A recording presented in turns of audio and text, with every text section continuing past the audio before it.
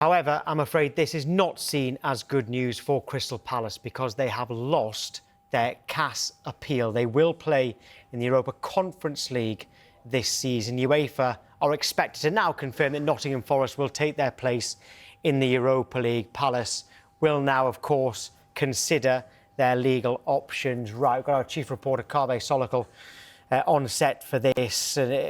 Big story for Crystal Palace. Not good news. What more can you tell us about it? Well, look, it's terrible news for Crystal Palace fans because just 3 months ago, they won the FA Cup at Wembley by beating Manchester City. And the prize for winning the FA Cup is a place in the Europa League.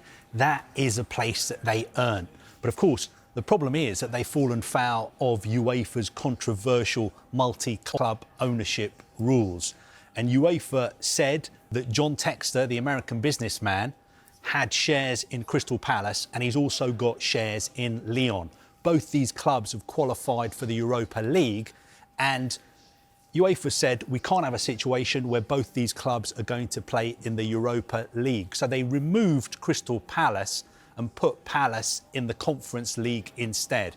Now, Palace appealed to the Court of Arbitration for Sport in Lausanne. There was a 10-hour hearing in Switzerland on Friday. I was there. Steve Parish, the Palace chairman, was there. In the morning, I think he was quietly confident that maybe they'd get a fair hearing at CAS and they'd get their place in the Europa League back. But obviously, we've just had the news that Palace have lost their appeal.